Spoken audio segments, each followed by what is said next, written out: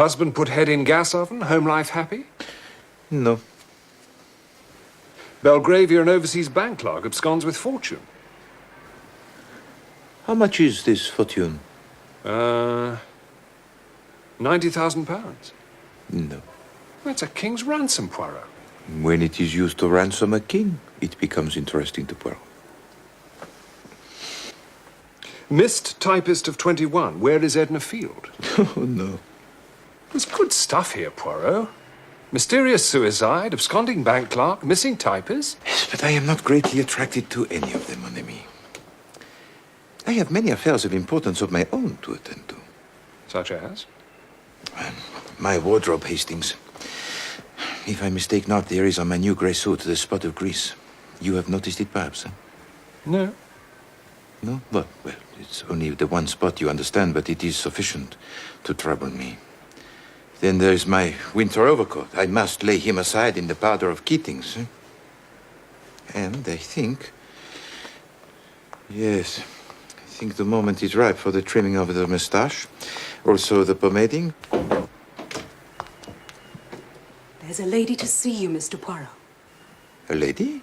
A client. Her name's Mrs. Todd. Unless the affair is one of national importance, I touch it not. I couldn't say, sir. Shall I ask her? No, Miss Lemon. Show Mrs. Todd in. We shall judge for ourselves, eh, Hastings? Oh, yes, yes.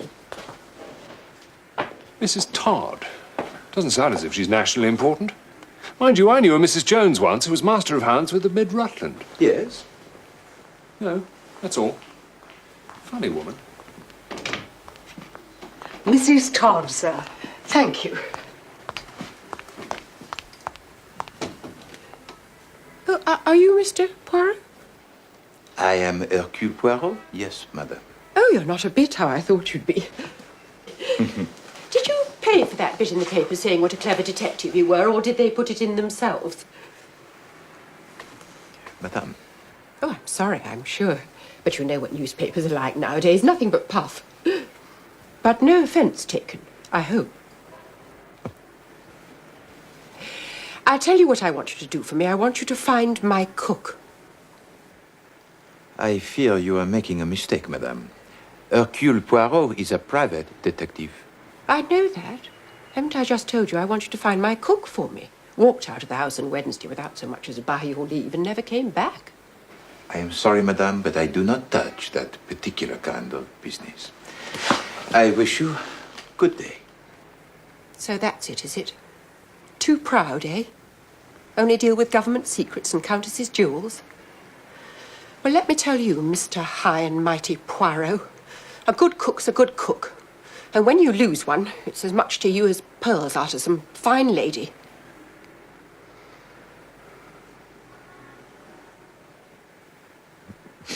Madame, you are in the right and I am in the wrong. Your remarks are just and intelligent.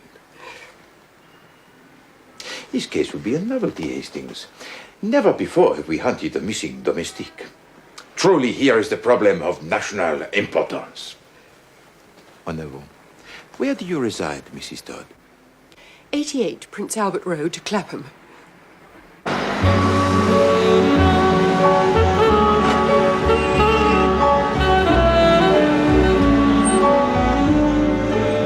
You say this jewel of a cook went out on Wednesday and did not return? Wednesday, yes, it was her day off.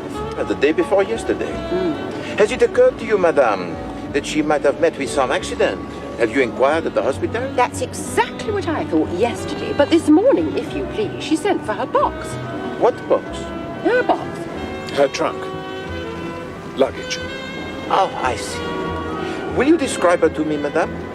Oh, she's most respectable. 10 years in her last place. Middle-aged, grey-haired, thin. And her name? Dunn. Eliza Dunn. This is Clapham. There's the common.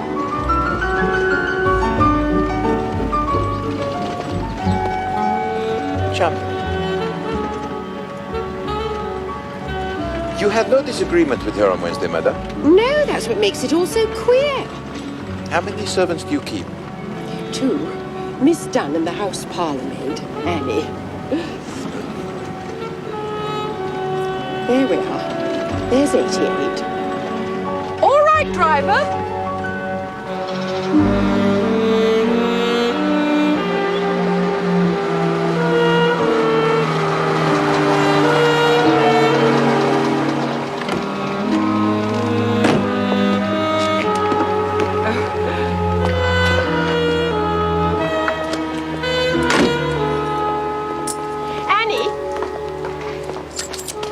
Hastings, my friend, promise me one thing. What's that, Poirot? Never, but never must Chief Inspector Japp hear that I investigated such a case. Mine was the word, old boy.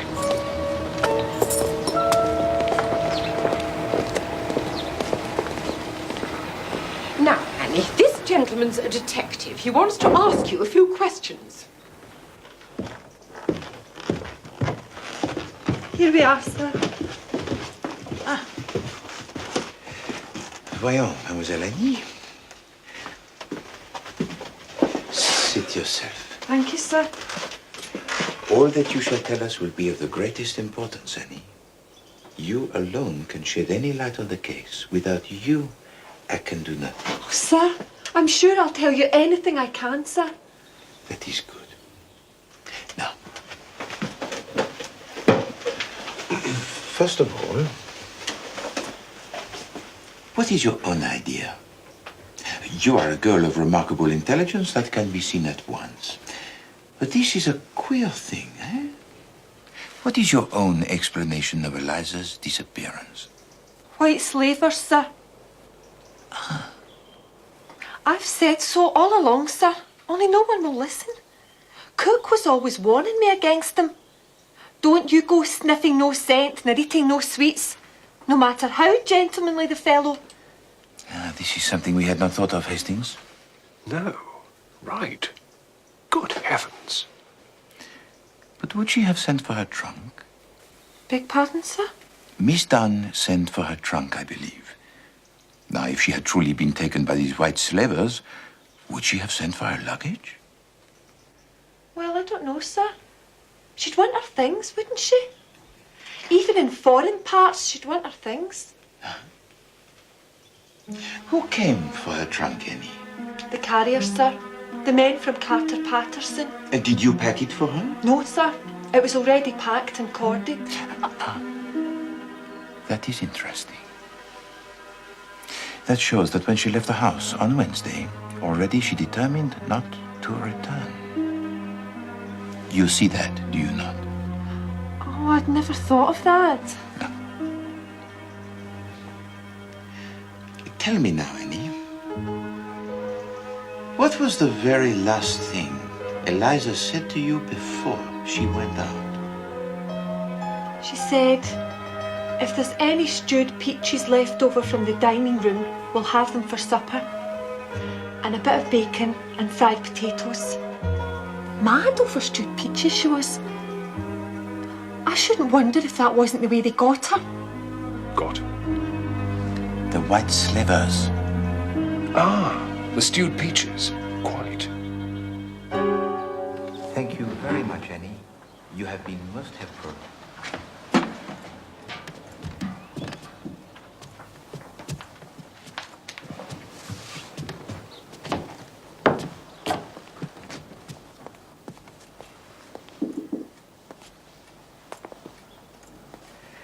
Was she saying things about me? Not at all. Only things of the pleasantest nature. But for a woman of your intelligence, madame, it would be tiresome to bear with patience the roundabout methods we plodding detectives have to use. Oh, I see. Well, I wouldn't say there was all that much difference between us, Mr. Poirot. Mind you, I was always very good at general knowledge at school. There. And your husband, too, I'm sure, is the intellectual, yes? Yes. Yes, he does very well with figures. A successful businessman? With the Prudential, yes, in the city. What about the other inmates of the house, madame? Oh, you mean Mr. Simpson, our paying guest? What is his profession, madame? Oh, he's in business too, with the Belgravia and Overseas Bank. A young man, is he? 28, I believe. He's a nice young fellow. Well, they'll both be in at about 6 if you want to see them. An excellent suggestion, madame. Well, my colleague and I will take a turn on your famous common for 1 hour.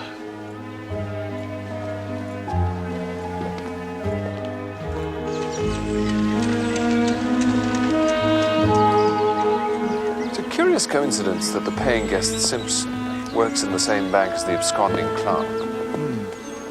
They must have known each other. Perhaps. Or possibly Davis visited Simpson, fell in love with the cook, and he persuaded her to accompany him on his flight. Come, Hastings. Let us go back to the Prudential, Monsieur Todd.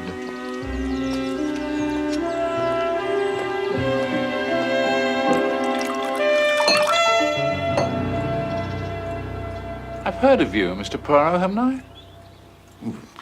It's possible, Monsieur Todd. Oh, yes.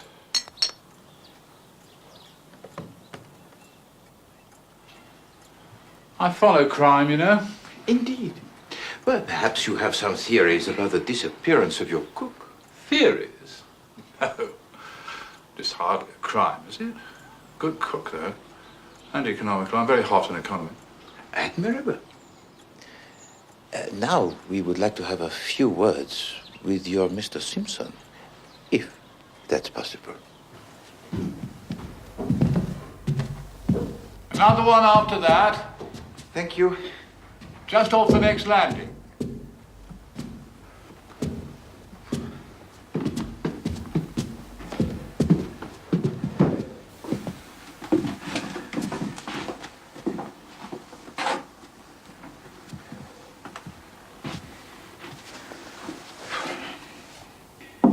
Mr. Simpson?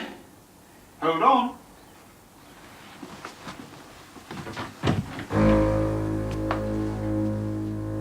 Yes. Mr. Simpson, my name is Poirot. Hercule Poirot. Oh, yes. May we have a moment of your so valuable time? Certainly. Come in. Thank you.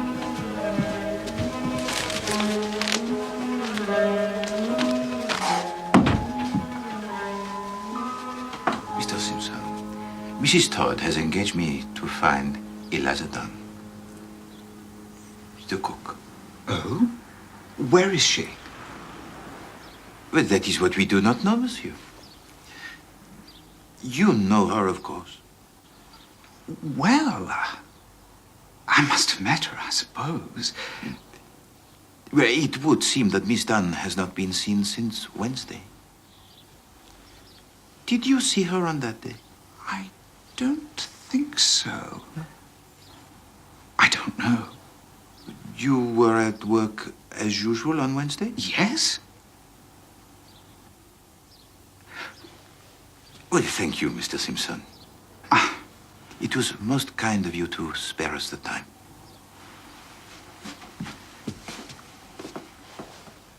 Tell me, Mr. Simpson, what does a young fellow find to do around here of an evening, huh?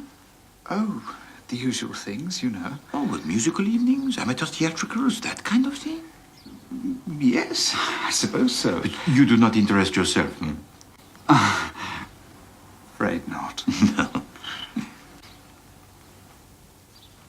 Thank you.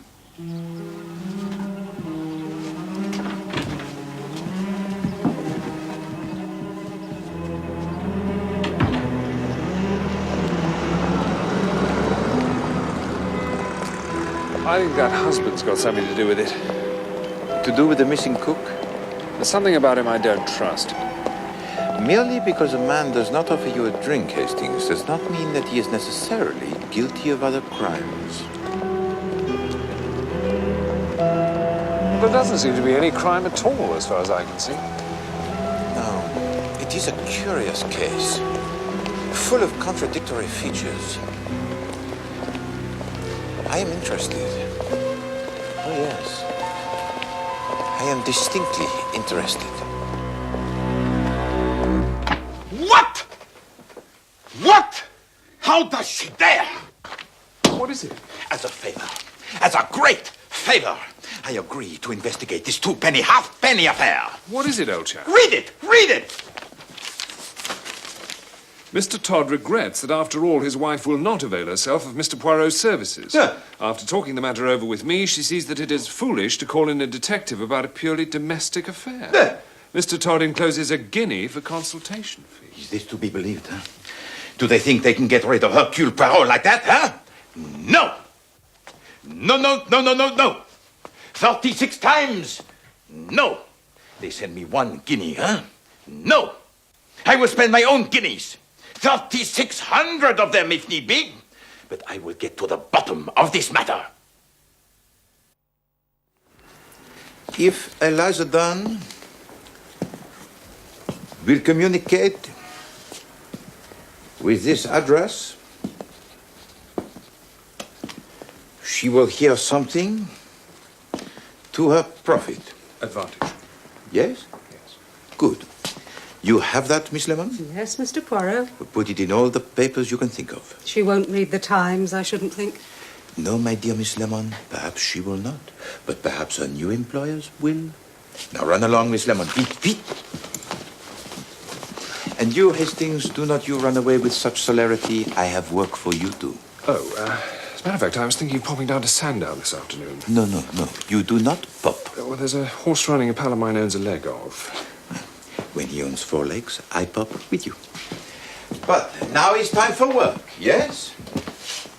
I want you to telephone all the domestic agencies you can find and see if they have found Miss Eliza Dunn a new post. As for me,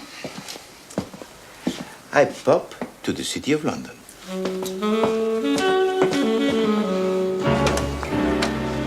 And Mr. Simpson was at work as usual on Wednesday? Oh, yes, Mr. Simpson is an excellent timekeeper. Though, to tell the truth, he was absent on Thursday with a cold. You have been most helpful, Mr. Cameron.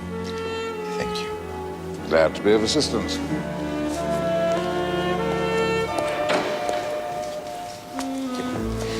It is an unfortunate occurrence, this business of Davis absconding.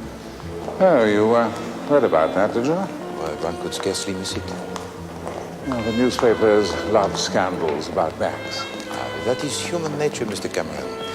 But it is comforting for us mere mortals to know that banks, too, have their difficulties. Again, I thank you, monsieur.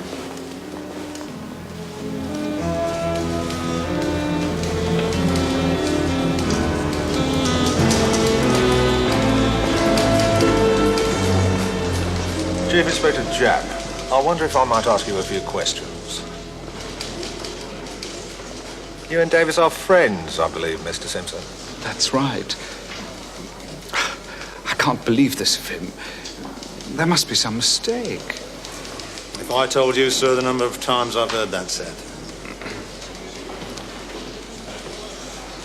If you had to hazard a conjecture, Mr. Simpson, as to where Davis might go if he wanted to hide, where would you say? I don't know. He was fond of Broadstairs. Yes, I was thinking of somewhere a little more exotic than that, sir.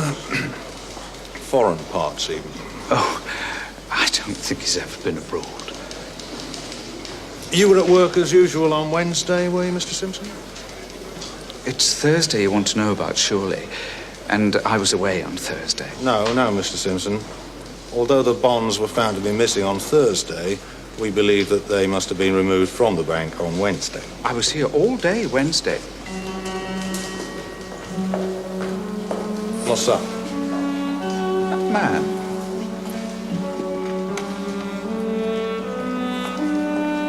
What about it? He was at my diggings yesterday.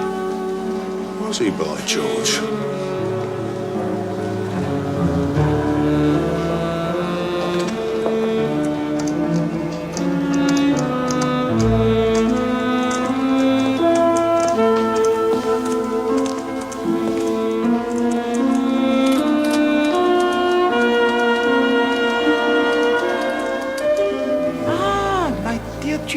Jeanne.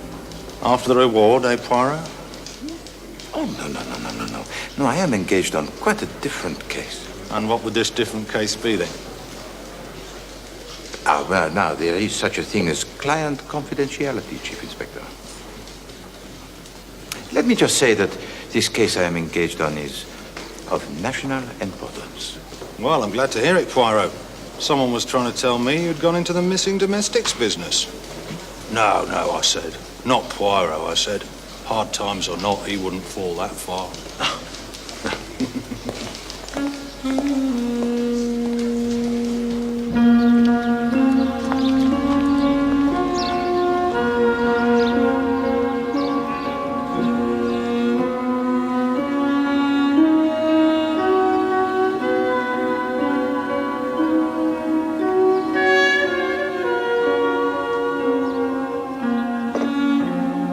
No word from Eliza Dunn, Miss Lemon.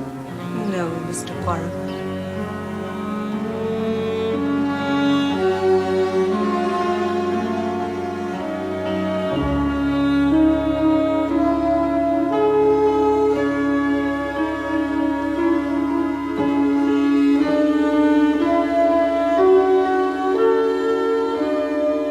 Another letter from the Duchess of Wrexham.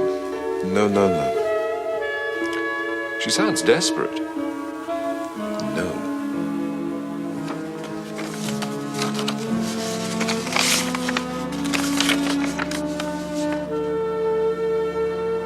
Good heavens.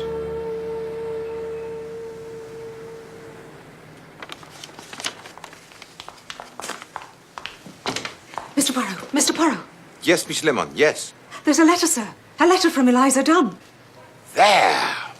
Did I not tell you, Hastings? And you try to waste Poirot's time with the duchesses. Well, eh? I only thought... You must learn, my friend, the patience. Read it to us, Miss Lemon. Dear sir or madam, ref your ad in the paper. I already got my legacy, if there's some mistake. Yours truly, Eliza Dunn, miss. P.S. Thanks all the same for your trouble. What does she mean, legacy? We must talk to this woman at Fell Cottage, Amdale, Keswick. Keswick? That's Keswick, Mr. Poirot, in the Lake District. Ah, are there trains to this place?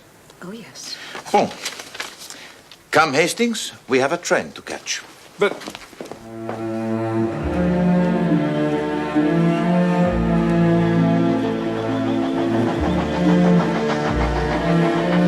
Look at it, Hastings.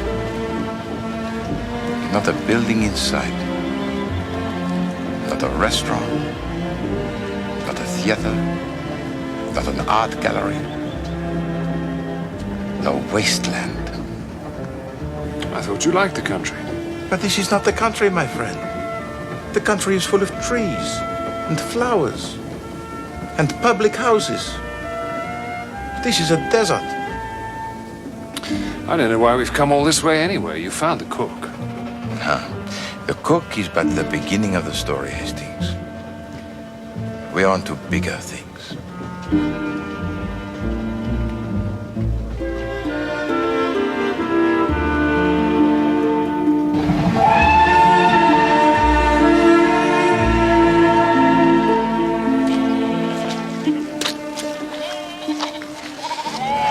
Look at that, Poirot. Look at that view. Yes, well, views are very nice, Hastings. But they should be painted for us so that we may study them in the warmth and comfort of our own homes. That is why we pay the artist for exposing himself to these conditions on our behalf. What do you mean conditions? It's a wonderful day. Just fill your lungs with that air. No, my poor friend. This sort of air is intended for birds and little furry things. The lungs of Hercule Poirot demand something more substantial. The good air of the town. Fell Cottage, I perceive.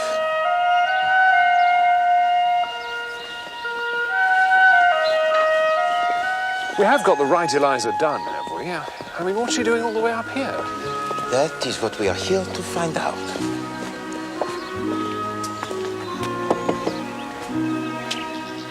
Wonderful position. If you are rock is wonderful. Yes? Miss Eliza Dunn. Yes. Formerly an employee of Mrs. Ernestine Todd at 88 Prince Albert Road, Clapham. That's right. I am Hercule Poirot, Miss Dunn. Well, you were kind enough to answer my newspaper advertisement. Oh, yes. Well, like I said in my letter, sir, I've already got my legacy. Miss Dunn, may we be permitted to come into the house for a moment? I'm sure your employer will not object. No, she won't mind. Come in. Thank you. Come in.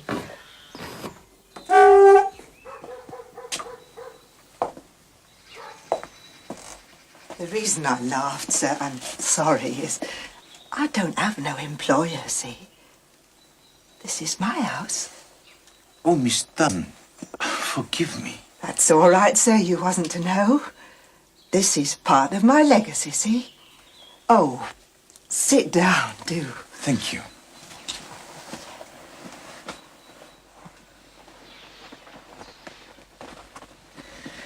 Now, Miss Dunn, you have mentioned your legacy, but Captain Hastings and I, we know nothing of this. What was the ad then? Your late mistress, Mrs. Todd, was much concerned about you. She feared some accident might have befallen you. But didn't she get my letter? No, she got no letter. She got no word of any kind. Oh, dear, sir.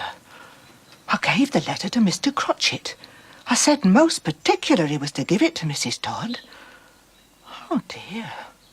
Well, perhaps you would recount to Captain Hastings and me the whole story? Well, Wednesdays is my day out. And it was last Wednesday that it all started like. The stone which the builders rejected, the same is become the head of the corner. I'd been over to see my friend in Oxton and I was on my way home when a gentleman stopped me. He said he'd been asking for me at number 88. Then he told me some story about an old friend of my grandmother's in Australia leaving me a house and some money in her will. Well, I didn't believe him at first. And then he showed me this letter. It will be the stone which the builders have rejected. Who was these lawyers, Hurst and Crotchet, 127 Wentworth Way, Melbourne? Well, one of them is right here, Miss Dunn. Benjamin Crotchet, attorney at law. I hope that allays your very understandable fears. Oh, yes, indeed, sir. I didn't mean to doubt you. Now, Miss Dunn, to business. I do have to tell you that the house is in Keswick. Ah, that's just over by Acton, isn't it, sir? No, Miss Dunn, it's in the north of England, near Carlisle. Oh, my good God. But before we confront that particular difficulty, there is one other stipulation that we should get out of the way. Whatever's that, sir? Well, it's of no importance as it doesn't apply in this case, thank heaven. It's just a stipulation that you should not be in domestic service. Oh. Whatever's the matter, Miss Dunn? I'm a cook, sir. Didn't they tell you at the house? My dear Miss Dunn, I had no idea.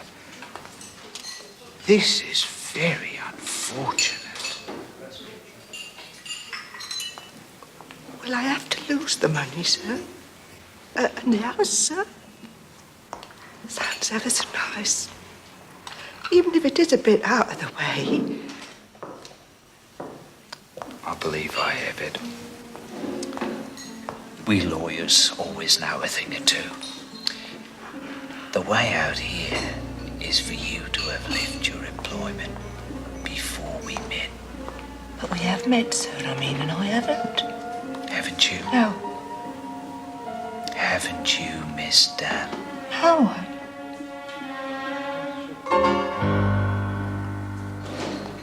Oh, I see. Yes.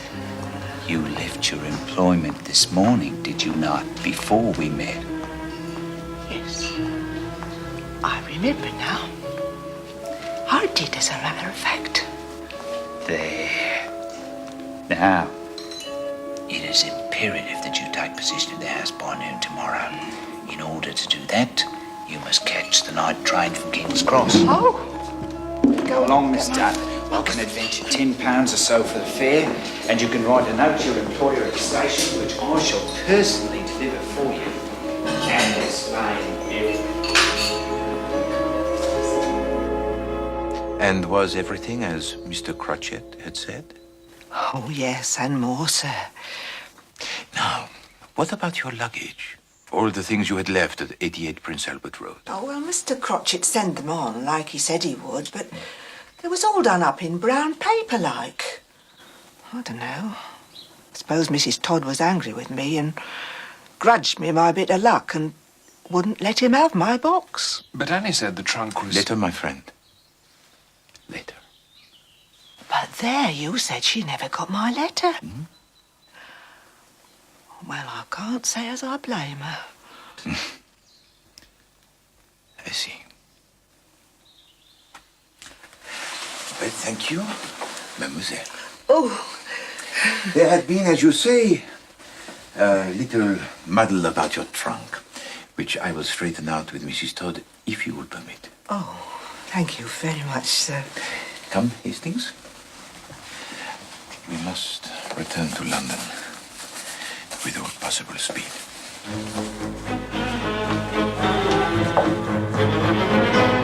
Is there nowhere you can contact the Chief Inspector Japp? Then telephone him at his home. Yes, of the greatest urgency. Tell him he should not be looking for Davis. He should be looking for Simpson. No, not Davis, but Simpson!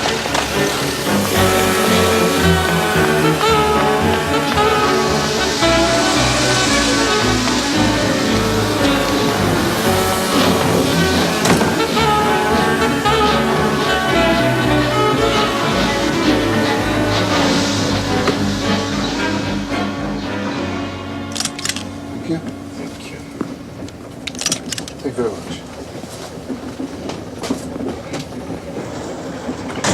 Why should Japp want Simpson all of a sudden? What's Simpson supposed to have done? Hastings, my friend, the little grey cells are not working today, huh? They take a little vacances, huh? It's to do with this Eliza, isn't it? No. We have moved beyond the petty sphere of cooks from Clapham, Hastings. Then it's something to do with this Australian fellow. There is no Australian fellow. Yes, there is. She told us about him. Do you remember when we interviewed Simpson? Interviewed Simpson? No. In his little room at the house in Clapham. Oh, right, the lodger, yes. Do you remember I asked him if he took an interest in amateur theatricals? Yes, I do, as a matter of fact. Why do you think I asked him that? Why? Well, making conversation, I suppose. I asked him that because he had recently been wearing a false beard.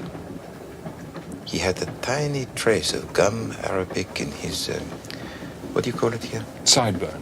Sideburn, yes. Do you see? Oh, right, yes. Bon.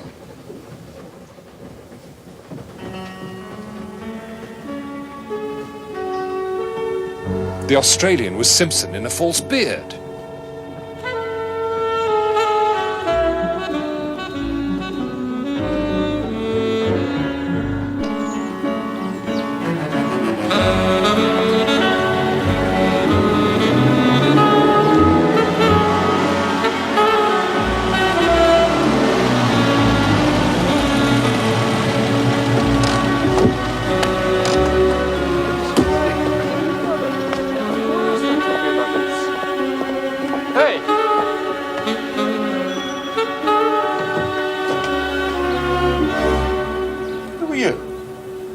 I am Hercule Poirot. Who are you? Sarge, there's some French gent at the door. No. I am not some French gent. I am some Belgian gent. Well, and if it isn't Mr. Poirot? It is. Is the lady of the house in? The Chief Inspector's here. Mr. Poirot! Ah, Mrs. Todd, I don't know how you have the impertinence to show your face here again. But, Mrs. Todd... You were paid off, Mr. Poirot. You were paid off handsomely. Well... And then look at this. We've got policemen crawling all over the house. You're not too popular in Clapham this morning, Poirot. Bit of a wild goose chase, this. As far as we can ascertain, this Mr. Simpson of yours is a perfectly respectable young bank employee who happens to have gone home to his family. We have the Shropshire Constabulary checking that at the moment. I only wanted to ask... No. Well, perhaps you'd be interested to know... No, I wouldn't. Good day, Mr. Poirot. Poirot?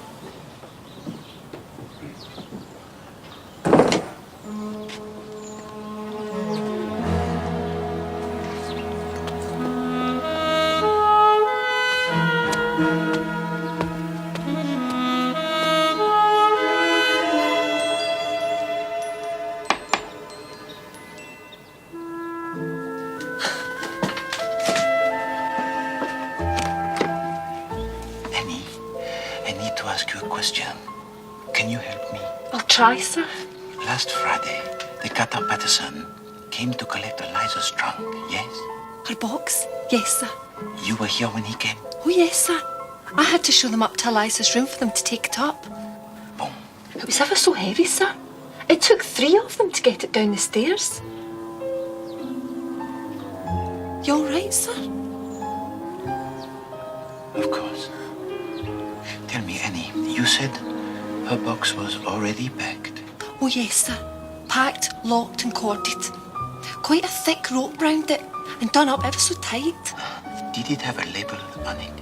Yes, it did, sir. With an address? Just a name. Miss Eliza Dunn, it said. Twickenham Station to be called for. Very well, Annie. Thank you. Au revoir. Au revoir, sir. Excellent.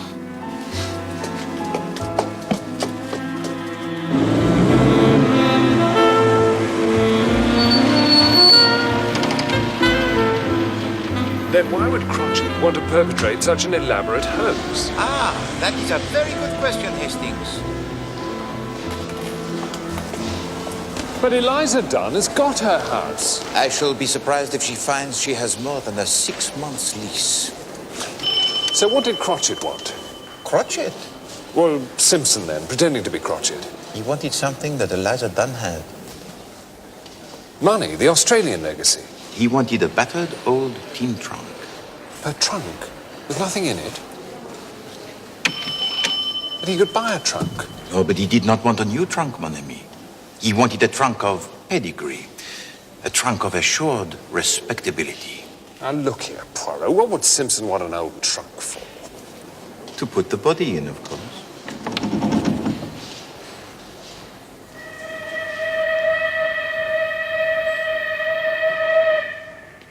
Sent it on to Glasgow, Gov, to await collection there. But how do you know this? You have not consulted your records. I don't need to consult my records, Gov, do I? What do you mean, body? What body? Is he with you? Whose body? I mean to say that there's going to be bodies all over the place. Doucement, Hastings. All will be revealed to you. Can we get on with the business in hand? By all means. I saw to it myself, didn't I? Yesterday morning. Some cove with a beard. Crotchet? You spoke to this man? Of course I spoke to him. Did he give a name? Nah. He just said this Eliza Dunn was his aunt, and she wanted the trunk sent on to Glasgow. And it's gone? You have sent it? Nah. Every Friday, the Southern Railway pays me huge amounts of money, so I won't do that sort of thing. I think he's being sarcastic, Poirot. No. No, Hastings. He is a good man. He is doing the job of great responsibility. Thank you, monsieur. I'll tell you one thing, now.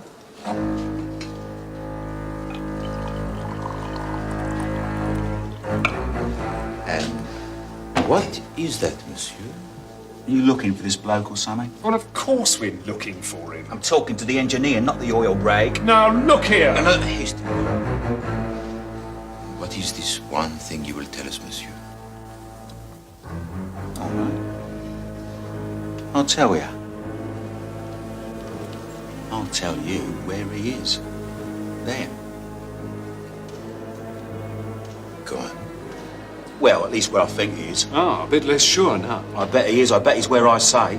And where do you say? Bolivia. There. Bolivia. That's in South America. And what is it that makes you think he is in Bolivia?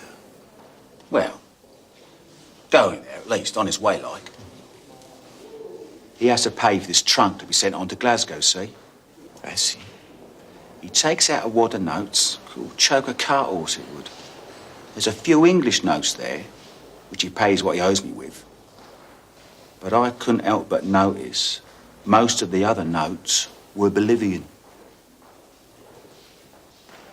Hastings, this gentleman is a genius. How do you know they were Bolivian? Well, one tiny little thing was, they had Bolivia written all over them, didn't they?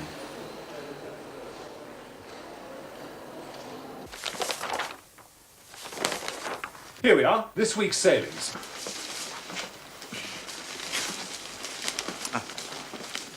Nothing for Bolivia today. Bolivia is a landlocked country, Hastings. Ah, that explains it then. One sails to Buenos Aires and goes by train from there. What lovely names they all have. Queen of Heaven sailing for Caracas. Thank you, Miss Lemon. Can we stick to Buenos Aires, please? Ah, here we are. The SS Novonia from Southampton at 1 a.m. Well, let's go then. Are we looking for Simpson? Or the trunk? Simpson, of course. The trunk is in Glasgow. But first, Scotland Yard.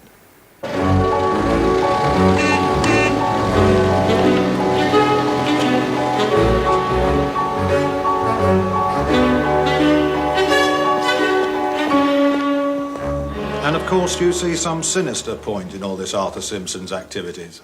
Oh, yes, of course, Chief Inspector. 6 months' rent on a house, £150 to Miss Dunn. It is not much to assure the success of his plan.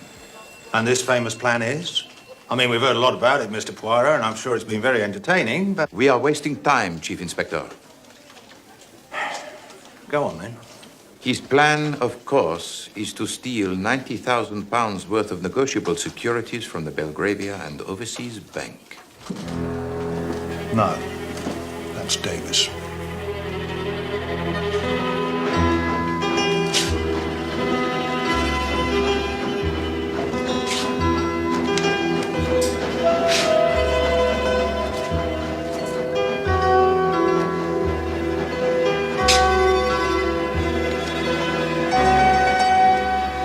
Here it is, Sergeant. Chief Inspector Japp speaking. Oh, yes, Sergeant. Good. Good. It's Glasgow. They found the trunk. And? What do you mean, and? Have they opened it? Sergeant Hendry, have you opened the trunk? Ah, yes, I see. Apparently they need a warrant up there. Mon Dieu. There is a body in that trunk. A body. Look, Sergeant, there seems to be the possibility there's a body in that trunk. Yes, a dead body. You will? Right, thank you. He thinks that may expedite matters. He's going to ring me back. Now then, what body? Whose body? Davis, of course. This is nonsense, Poirot. Davis stole those securities from the bank. Davis is the one who disappeared the day after. Precisely. You think what Simpson wanted you to think. Listen, Chief Inspector. On Wednesday, Simpson, disguised, decoys away the cook. Now, he has already removed the securities from the bank, but knows that this will not be discovered until Thursday afternoon. Now, he does not go to the bank on Thursday. Instead, he lies in wait for Davis when he comes out to lunch and asks him to come to Clapham with him. Now, it is the maid's day out.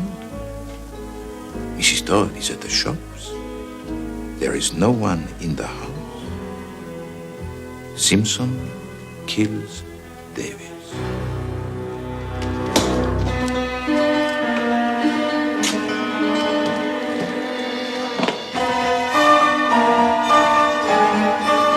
The one difficulty for a murderer is the disposal of the body. And that is why Simpson wanted the trunk of Miss Eliza Dunn.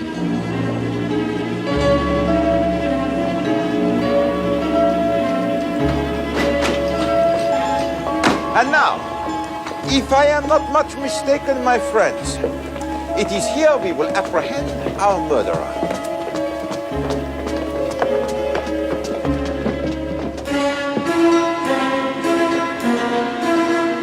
Have I got something wrong, Chief Inspector?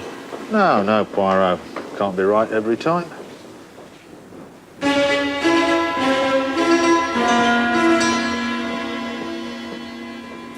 Mon Dieu, I am wrong. I am wrong. Officer, where does the Queen of Heaven sail from tonight? Why, from Pier 5, sir, over there. Poirot, where are we going? The Queen of Heaven sails for Caracas tonight. I remember it from the time. Yes, but Caracas isn't in Bolivia, is it? What the porter saw on the banknote was not Bolivia. What was it then? It was Bolivar. And the Bolivar is the unit of currency in Venezuela. Our friend is on his way to Venezuela.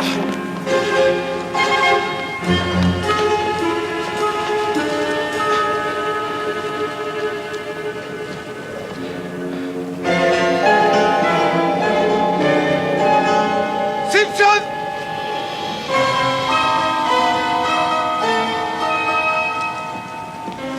Stop that man!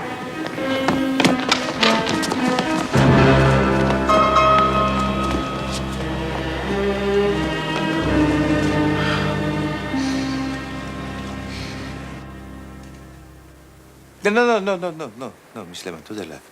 At least 1 centimeter to the left. That's better.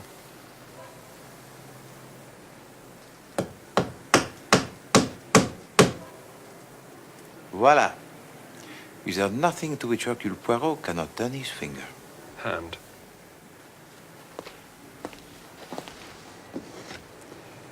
Pay to Hercule Poirot the sum of 1 guinea only, Ernest Todd. It is to me, Hastings, a little reminder never to despise the trivial, but the undignified. A disappearing domestic at one end, a cold-blooded murder at the other.